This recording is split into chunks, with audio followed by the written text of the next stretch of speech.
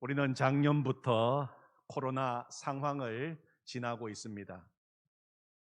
지금 우리가 경험하고 있는 이 코로나 상황을 성경에 나오는 용어로 바꾸면 어떤 말로 바꿀 수 있을까 생각하는 가운데 떠오르는 단어가 바로 광야였습니다. 광야. 하나님의 백성인 이스라엘 백성들 역사에도 40년을 생활했던 광야가 있었습니다. 40년 광야 생활이 힘들고 어렵고 고통스러운 것이었지만 그들의 여정은 광야에서 끝나지 않았습니다. 그 광야를 통과했습니다. 광야를 지났습니다. 그리고 결국은 하나님이 준비하신 땅으로 들어가게 되었습니다.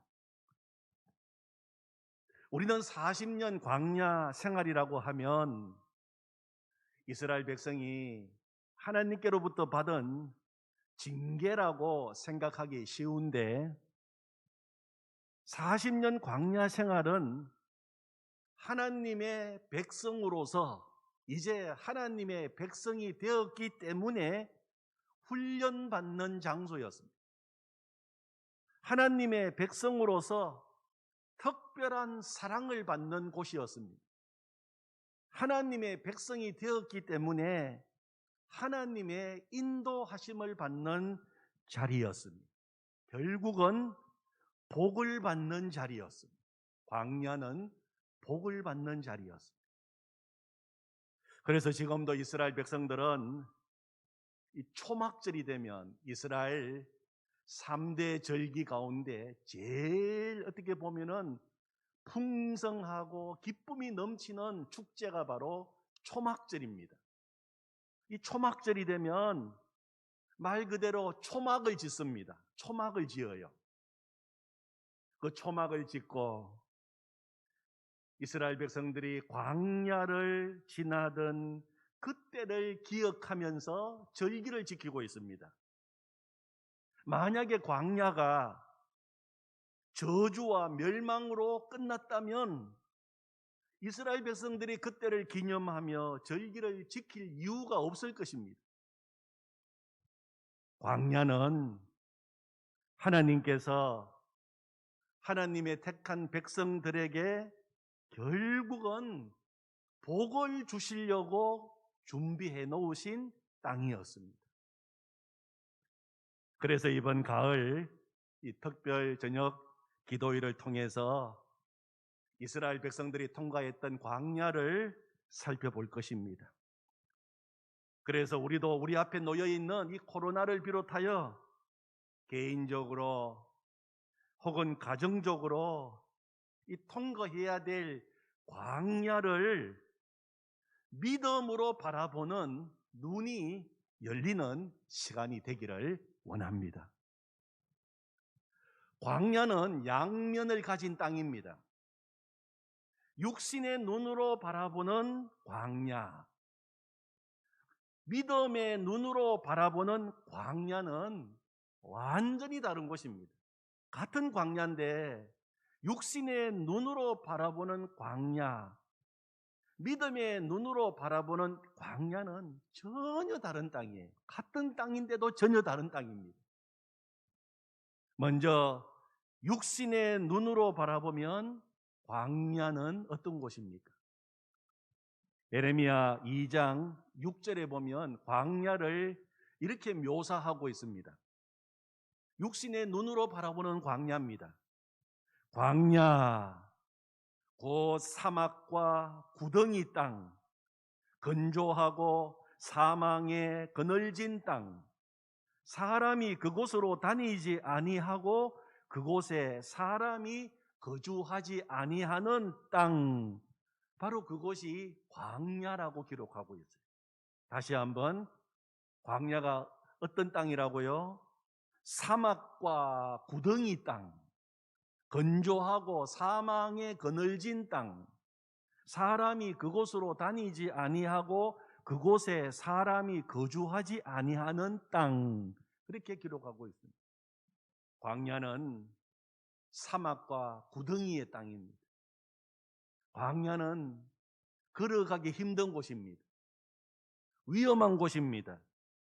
불뱀과 정갈이 있는 곳입니다. 사막을 걸어갈 때에는 평지를 걷는 것보다도 몇 배나 더 힘이 듭니다. 광야 인생을 지나가다 보면 어떤 때는 산다는 것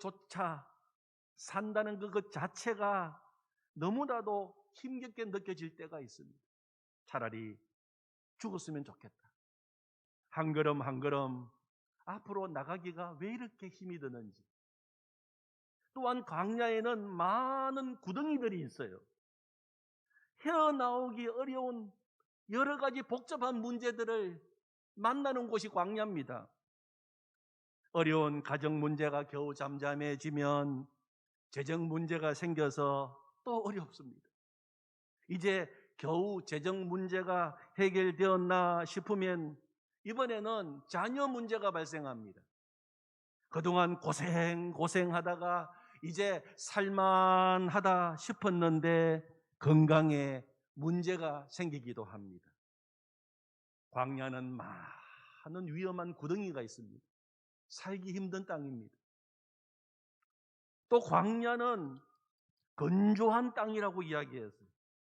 광야를 지날 때 정말 목이 마릅니다. 목이 탑니다. 때로는 우리의 삶이 마치 바싹 마른 나무처럼 느껴지기도 하고 영혼의 깊은 갈증을 느낍니다.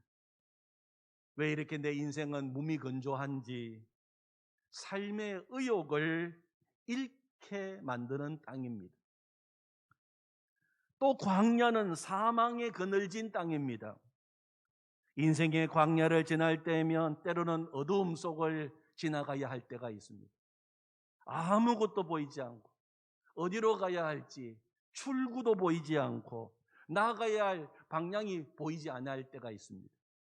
한 걸음 한 걸음 앞으로 내딛기가 너무 두렵습니다. 이러다가 죽겠구나 하는 죽음의 두려움이 우리를 지배하기도 합니다. 또 광야는 사람이 거주하지 않는 땅입니다. 외로운 땅입니다.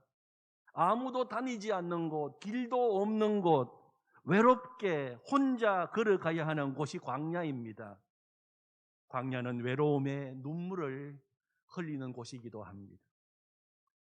육신의 눈으로 바라보면 겉으로 지금 보이는 외적인 광야만 바라보면 우리는 누구라도 좌절하고 절망할 수밖에 없습니다. 그래서 이스라엘 백성들도 광야를 지나면서 끝없이 펼쳐진 광야만 바라보면서 조금만 어려우면 왜 우리를 데리고 나왔느냐? 왜 우리를 이 광야에서 죽게 하느냐? 애굽에는 우리가 죽으면 묻힐 땅이 없느냐? 왜 우리를 이곳에 데리고 와서 여기에서 죽게 만드느냐? 목말라 죽겠다. 배고파 죽겠다. 칼을 맞아 죽겠다. 그들은 그렇게 불평하고 원망했던 것입니다. 사랑하는 성도 여러분, 우리 하나님께서 이스라엘 백성들이 말한 대로 이스라엘 백성들을 죽이시려고 광야로 불러내셨습니까? 너 썸맛 좀 보고 고생해봐라. 죽도록 고생시키시려고 이스라엘 백성들을 광야로 불러내신 것입니까? 아닙니다. 이스라엘 백성들을 살리시려고 광야로 불러내신 것입니다. 결국은 잘되게 하시려고 광야로 불러내신 것입니다. 하나님의 백성으로 이제는 누려야 할 복을 주시려고 광야로 불러내신 것입니다. 우리가 이 눈이 열려야 됩니다. 이번에 저녁 기도회를 하면서 이 눈이 열리기를 원합니다. 그러면 우리 인생이 달라집니다. 오늘 읽은 본문 신명기 8장 15절을 보십시오. 8장 15절을 보시면 너를 인도하여 그 광대하고 위험한 광야 곧 불뱀과 정갈이 있고 물이 없는 간조한 땅을 지나게 하셨으며, 여기에서 끝났습니까? 그 다음을 보십시오. 또 너를 위하여 단단한 반석에서 물을 내셨으며. 아멘. 16절, 내 조상들도 알지 못하던 만나를 광야에서 내게 먹이셨나니. 아멘. 이는 다 너를 낮추시며 너를 시험하사, 같이 읽겠습니다. 마침내 네게 복을 주려 하심이었느니라. 아멘. 하나님이 왜 광야로 이스라엘 백성들을 불러내셨습니까? 그것은 마침내 복을 주려 하심이었느니라. 네게 복 주시려고 광야로 불러내셨다는 것입니다. 결국은 잘 되게 하시려고, 결국은 복을 주시고 싶어서 하나님의 백성들을 광야로 불러내신 것입니다. 여러분, 이것이 하나님이 준비하신 광야입니다. 하나님을 믿는 백성들이 지나가는 광야가 바로 이런 광야입니다. 이런 광야를 바라보는 눈이 우리에게 열리기를 원합니다. 그러면은 앞에서는 육신의 눈으로 바라보는 광야가 그런 땅이었는데, 믿음의 눈으로 바라보면 광야는 어떤 땅입니까? 하나님의 보호를 받는 곳입니다. 아멘. 하늘의 영광이 비치는 곳입니다. 아멘. 하늘에서 매일매일 내리는 만나를 먹는 곳입니다. 아멘. 반석에서 신령한 생수가 터져 나와서 신령한 생수를 마시는 곳입니다. 아멘. 아무 소리 안 들리는데 똑똑하게 들려오는 소리가 있습니다. 하나님의 음성이 들리는 곳입니다. 아멘. 하나님의 특별한 사랑을 받는 곳입니다. 아멘. 주님 손 붙잡고 걸어가는 곳입니다. 아멘. 한 걸음 한 걸음 선한 목자 되신 주님이 인도하시는 곳입니다. 아멘. 나는 죽고 내 안에 주님이 주인 되시는 곳입니다. 아멘. 내 왕국은 이제 무너지고 주님의 왕국이 새롭게 세워지는 곳입니다. 아멘. 내 영혼이 사는 곳입니다. 아멘. 마침내 하나님이 준비하신 복을 받는 곳입니다. 아멘. 이 모든 것을 단 한마디로 줄인다면 광야는 하나님이 계신 곳입니다. 하나님이 함께 계시는 곳입니다. 민수기 20장에 보면 광야에서 모세와 아론을 대항해서 반란을 일으킨 무리들이 있었습니다. 그 반란을 일으킨 무리들이 죽겠다고, 못 살겠다고 백성들을 선동하면서 광야를 평가한 말이 나옵니다. 그들이 모세와 아론을 향하여 불평 원망하면서 뭐라고 이야기했습니까? 너희가, 모세와 아론을 향하여 너희가 어찌하여 여호와의 회중을 이 광야로 인도하여 우리와 우리 짐승이 다 여기서 죽게 하느냐? 너희가 어찌하여 우리를 애굽에서 나오게 하여 이 나쁜 곳으로 인도하였느냐? 이곳에는 파종할 곳이 없고 무화과도 없고 포도도 없고 석류도 없고 마실 물도 없도다. 그렇게 광야를 이야기하면서 모세를 대항했습니다. 그들은 광야를 한마디로 나쁜 곳이라고 이야기했습니다. 그리고 이 광야는 온통 없는 것밖에 없다고 이야기했습니다. 파종할 곳도 없고 무화과도 없고 포도도 없고 석류도 없고 물도 없고 광야는 없는 것밖에 없는 곳이다. 여러분, 이스라엘 백성들만 그렇게 생각합니까? 우리도 광야 같은 인생길을 지나가면서 그렇게 생각할 때가 얼마나 많습니까? 왜 나에게는 없는 것밖에 없는 것? 돈도 없고 내 이름으로 된 집도 없고 이제는 일할 수 있는 직장도 없고 노후 보장도 없고 누구 하나 나를 이해해주고 도와주는 사람도 없고 이것도 없고 저것도 없고 온통 내 주위에는 없는 것밖에 없다. 그래서 내 처지가 너무 슬프고 처량하다. 그래서 지금의 상황이 나쁘다. 너무 나쁘다.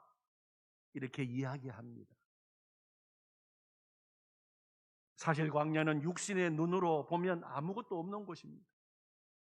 아무것도 없을 뿐만 아니라 아무것도 할 수 없는 곳입니다. 그러나 그 광야에 아무것도 없어도 딱 하나 있는 것이 있어요. 무엇일까요? 바로 우리 하나님이 계십니다. 모든 것에 모든 것이 되시는 하나님, 온 세상을 다스리시고 계시는 하나님, 환경을 바꾸시고 우리의 상황을 변화시켜 주시고 내 인생의 앞날을 활짝 열어주시고 놀라운 일을 이미 계획하시고 다 이끌어 나가시는 하나님이 계십니다. 하나님이 계세요. 길이 없는 곳에 길이요 진리요 생명이신 주님이 그곳에 계십니다. 나를 사랑하시는 아버지가 그 광야에 계시는 것입니다. 나를 위하여 십자가에서 피 흘려 죽으시고 부활하시고 승리하신 예수님이 그 광야에 계시는 것입니다. 그러므로 우리가 가는 길에 광야가 있어도 염려할 필요 없어요. 세상 사람들은 광야가 끝입니다. 세상 사람들은 광야가 죽음의 땅입니다. 세상 사람들은 광야가 이제는 더 이상 미래가 없는 곳입니다. 그러나 하나님을 믿는 우리, 하나님의 백성된 우리가 가는 길에 광야가 있고 비록 내 인생 때로는 광야로 들어간다 하더라도 두렵지 않고 겁나지 않고 담대해지는 것은 주님이 늘 우리 곁에 계시기 때문입니다. 그러므로 우리는 광야를 지나면서 이제는 이렇게 고백해야 됩니다. 파종할 곳이 없고 그러나 심지 않아도 거두게 하시는 하나님이 계십니다. 무화과도 없고 그러나 먹을 것을 주시는 하나님이 계십니다. 포도도 없고 그러나 열매를 주시는 하나님이 계십니다. 석류도 없고 그러나 내 인생을 놀랍게 먹이시고 입히시는 하나님이 계십니다. 물도 없고 그러나 우리에게 생수를 공급하시는 하나님이 계십니다. 그래서 광야에 함께 계시는 우리 주님 때문에 오늘도 광야를 걸으면서 기뻐하고 즐거워하고 찬양할 수 있는 것입니다. 주와 같이 길 가는 것 즐거운 일 아닌가. 우리 주님 걸어가신 발자취를 밟겠네. 한 걸음 한 걸음 주 예수와 함께 날마다 우리 걸어가리. 어린아이 같은 우리 미련하고 약하나 주의 손에 이끌리어 생명길로 가겠네. 한 걸음 주 예수와 함께 날마다 날마다 우리 걸어가리. 꽃이 피는 들판이나 험한 골짜기라도 주가 인도하는 대로 주와 같이 가겠네. 한 걸음 한 걸음 주 예수와 함께 날마다 날마다 우리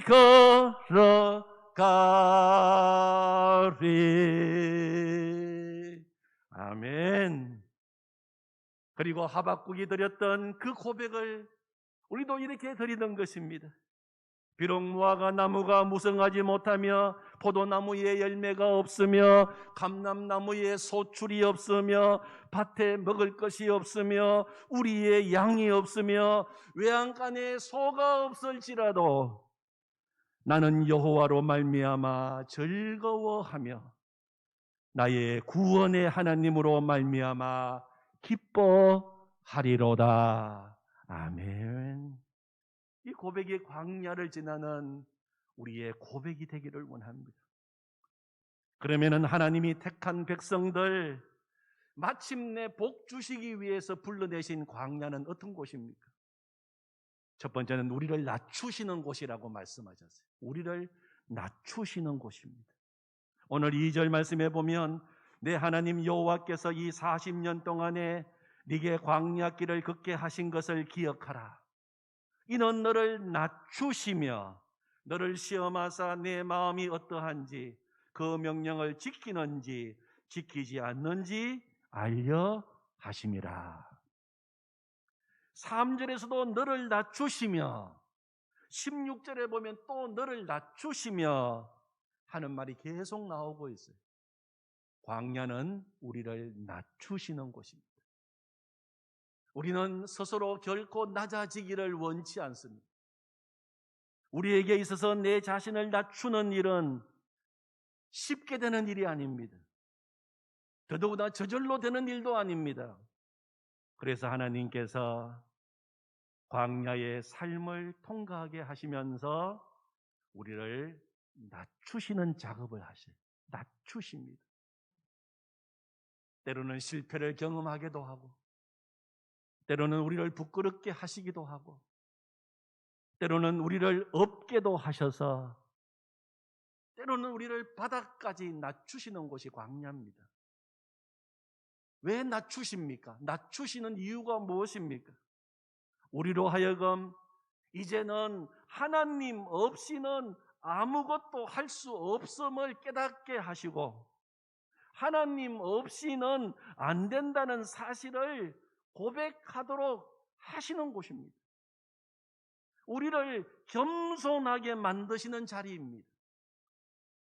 나는 이제 온전히 죽고 예수님께서 내 삶의 주인 되심을 인정하도록 하시는 것입니다.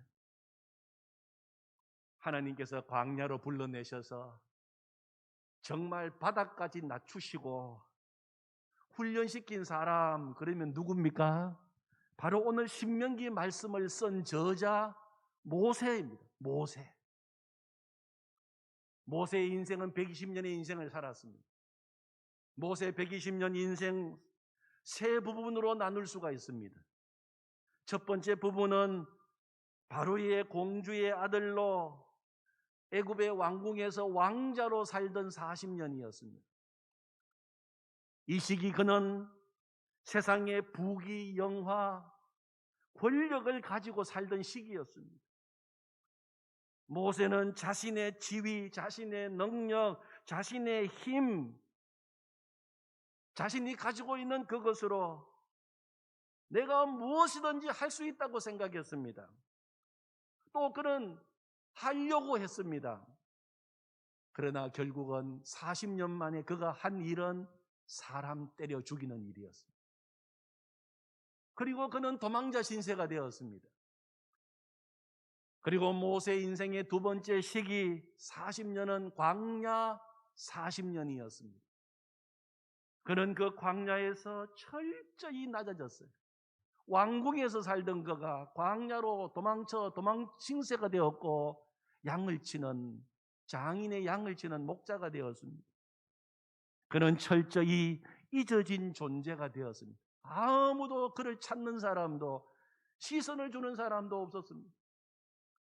사막과 구덩이 땅, 건조하고 사망에 그늘진 땅, 사람이 다니지도 아니하고 사람이 거주하지 아니하는 땅, 미디안 광야에서 40년을 지나게 하셨습니다.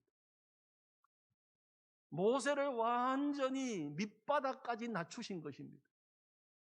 완전히 모세의 자존심을 깨뜨려 버리셨습니다. 완전히 모세의 그 완고한 견고한 자아를 무너뜨리셨습니다.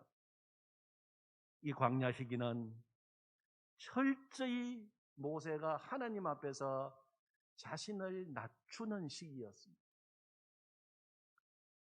그리고 모세가 나이 80세가 되었을 때 그는 그 광야에서 하나님의 부르심을 받게 되었습니다. 호렙산 떨기나무 불꽃 가운데서 하나님의 부르심을 받았습니다.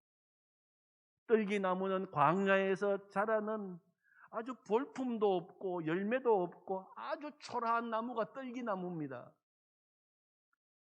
마치 지난 40년 동안 광야에서 지내고 있었던 초라한 모세의 모습을 상징하는 것과도 같습니다.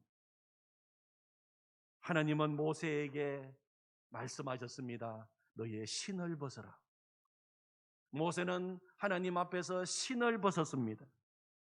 신을 벗었다고 하는 것은 자기의 주권을 하나님께 다 내어드렸다는 것입니다. 당시 종은 신을 신지 않았습니다. 너는 나의 종이다. 신을 벗어라. 그는 이제부터 주님의 종이 되었습니다. 자기가 주인 되어서 살았던 과거의 인생을 완전히 벗었다는 것입니다. 포기했다는 것입니다. 하나님 말씀하시옵소서. 하나님 말씀하시면 제가 순종하겠습니다. 하나님은 그런 모세를 다시 세워주시고 써주셨습니다. 그때부터 그의 마지막 40년은 하나님의 능력의 손에 붙잡혀서 민족을 해방시키고 인도하는 위대한 사명을 감당하는 삶을 살게 되었습니다. 하나님께서 그때부터 모세의 모든 것이 되어주셨어요. 모세의 능력이 되어주셨습니다. 모세가 하나님께서 맡기신 그 모든 일을 능히 감당할 수 있도록 때마다 하나님께서 모세에게 능력도 부어주시고 권세도 주시고 힘과 능력을 주셔서 감당하도록 하신 것입니다. 여러분, 모세에게 있어서 광야는 나는 하나님 없이는 안 됩니다. 나는 하나님 없이 이제부터는 아무것도 아닙니다. 나는 하나님 없이는 못 삽니다. 그것을 고백하도록 하셨어요. 아주 정말 저 깊은 곳에서부터 그 고백이 터져 나오도록 만드셨습니다. 하나님께서는 모세를 마음대로 쓰시는 종으로 삼기 위해서 그를 철저히 낮추시고 새롭게 빚으셨던 곳이 바로 광야입니다. 사랑하는 성도 여러분, 우리 인생 가운데 광야가 있습니까? 하나님은 동일한 이유로 우리에게도 광야를 허락하십니다. 광야는 어떤 특별한 사람에게만 허락하는 것이 아니라 예수님 믿고 구원받은 하나님의 사람이라면 하나님께서 모세처럼 쓰시기 위해서 모든 하나님의 백성들에게는 광야를 허락하신다는 사실을 기억하시기를 바랍니다. 홍해를 건넌 이스라엘 백성들 중에서 이 사람은 신실하고 이 사람은 착하니까 너는 바로 지름길로 가나안으로 들어가고, 그러지 못한 나머지 사람들은 따로 불러서 그 사람들만 광야로 들어간 거 아닙니다. 애굽에서 나온 이스라엘 백성들, 어린 양의 피로 구원받은 이스라엘 백성이라고 한다면 그 누구도 예외 없이 다 광야를 통과했어요. 그리고 약속의 땅으로 들어간 것입니다. 무슨 말입니까? 예수님을 믿고 구원받고 새 삶을 살게 된 우리에게도 광야가 있다는 것입니다. 하나님을 믿는 우리에게도 실패가 있습니다. 때로는 거절을 당하기도 합니다. 배신을 당하기도 합니다. 수모를 당하기도 합니다. 외로움을 만나기도 합니다. 궁핍하게 하기도 하십니다. 그러면 우리는, 광야를 바라보는 눈이 열린 우리들은 이 자리가 하나님 앞에서 나를 모세같이 사용하시려고, 나에게 마침내 하나님의 백성이 받아야 할 복을 주시기 위해서 나를 낮추시는 광야로 알아야 됩니다. 가지가 포도나무에서 떨어지면 죽는 줄 알고 나는 이제 하나님 없이는 못 산다. 그 자리가 주님 앞에서 신발 벗는 자리, 나는 죽고 내 안에 주님이 주인 되심을 고백하는 자리가 되기를 원합니다. 광야는 나를 낮추십니다. 왜 낮추십니까? 하나님이 우리를 통해서 영광 받으시기 위해서. 두 번째 광야는 하나님이 말씀하시고 인도하시는 곳입니다. 하나님이 말씀하시는 곳이 광야예요. 3절을 보십시오. 너를 낮추시며 너를 줄이게 하시며 또 너도 알지 못하던 만나를 네게 먹이신 것은 사람이 떡으로만 사는 것이 아니요 여호와의 입에서 나오는 모든 말씀으로 사는 줄을 네가 알게 하려 하심이니라. 이렇게 말씀하셨어요. 사람이 떡으로만 사는 존재가 아니라 여호와의 입에서 나오는 모든 말씀으로 사는 줄을 알도록 하기 위해서 광야로 인도하셨다는 것입니다. 광야는 히브리 말로 미드바르라고 합니다. 미드바르. 이 미드바르라고 하는 말에서 다바르라고 하는 말이 나왔습니다. 이 다바르라고 하는 말은 말하다. 하나님이 말씀하실 때 하나님이 다바르, 하나님이 말씀하신다 하는 뜻입니다. 광야에서 말하다 하는 말이 나왔어요. 광야는 하나님이 말씀하시는 곳입니다.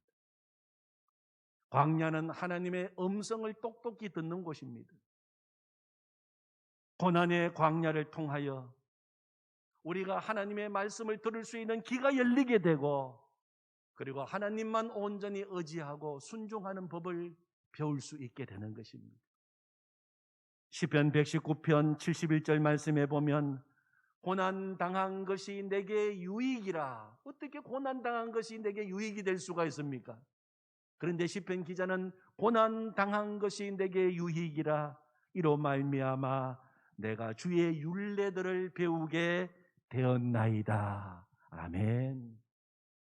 고난당한 것이 내게 유익이라 이로 말미암아 내가 주의 율례들을 배우게 되었나이다. 하나님 말씀 속에 진짜 복이 있고, 하나님 말씀 속에 진짜 행복이 있고, 하나님 말씀 속에 진짜 부가 있고, 하나님 말씀 속에 진짜 강함이 있기 때문에 고난당한 것이 내게 유익입니다.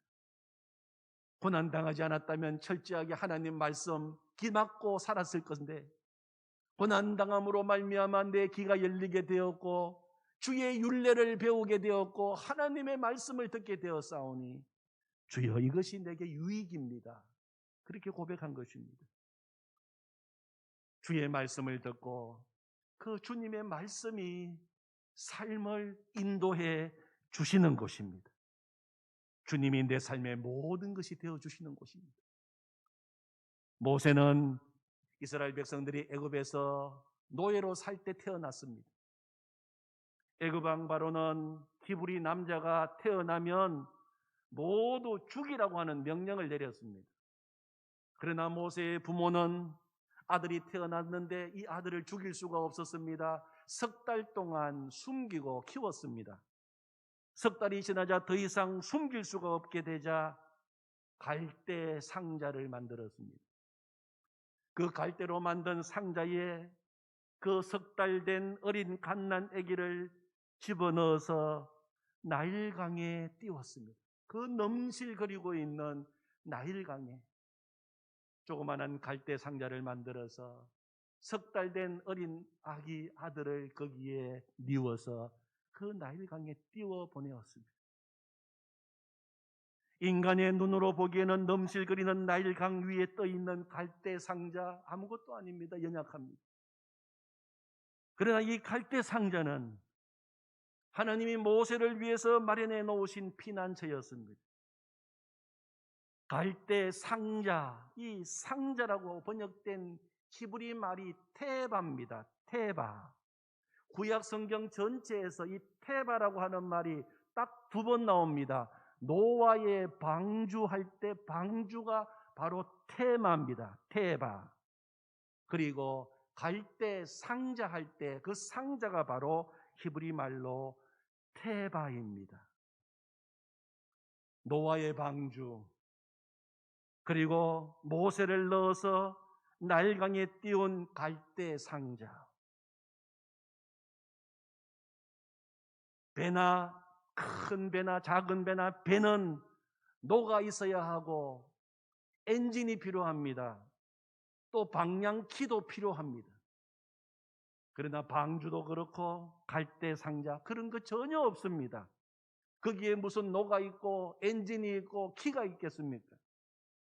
따라서 갈대 상자가 앞으로 갈지 뒤로 갈지 아니면 그 자리에 서 있을런지 누구도 알 수가 없어요.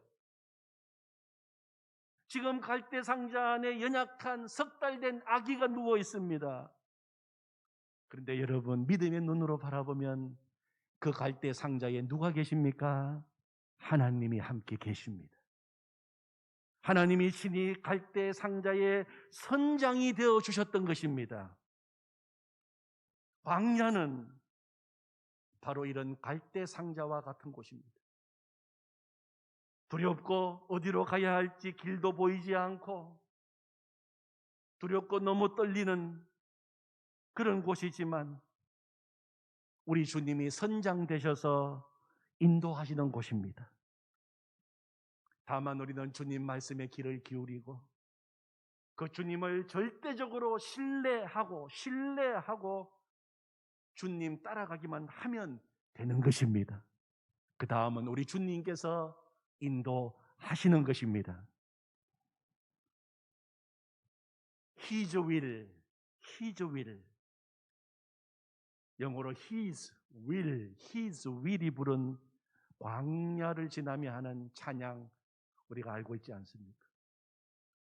왜 나를 깊은 어둠 속에 홀로 두시는지, 어두운 밤은 왜 그리 길었는지, 나를 고독하게 나를 낮아지게 세상 어디도 기댈 곳이 없게 하셨네. 광야에 서 있네. 주님만 내 도움이 되시고 주님만 내 빛이 되시는, 주님만 내 친구 되시는 광야. 주님 손 놓고는 단 하루도 살 수 없는 곳 광야에 서 있네. 주께서 나를 사용하시려, 나를 더 정결케 하시려 나를 택하여 보내신 그곳 광야. 성령이 내 영을 다시 태어나게 하는 곳 광야에 서 있네. 내 자아가 산산이 깨지고 높아지려 했던 내 꿈도 주님 앞에 내려놓고 오직 주님의 뜻만 이루어지기를, 나를 통해 주님만 드러나시기를. 광야를 지나며, 이런 광야를 지나는 여러분들이 되시기를 바랍니다. 우리 앞에 어떤 광야가 있더라도 이런 광야만 된다면 그 광야는 마침내 우리에게 복을 주는 광야가 될 것입니다. 오늘 본문 1절의 축복을 우리가 다 누리기를 원하는 마음으로 우리 마지막으로 1절을 같이 읽겠습니다. 1절입니다. 내가 오늘 명하는 모든 명령을 너희는 지켜 행하라. 그리하면 너희가 살고 번성하고 여호와께서 너희의 조상들에게 맹세하신 땅에 들어가서 그것을 차지하리라. 아멘. 다시 한번 내가 오늘 명하는 모든 명령을 너희는 지켜 행하라. 그리하면 너희가 살고 번성하고 여호와께서 너희의 조상들에게 맹세하신 땅에 들어가서 그것을 차지하리라. 아멘.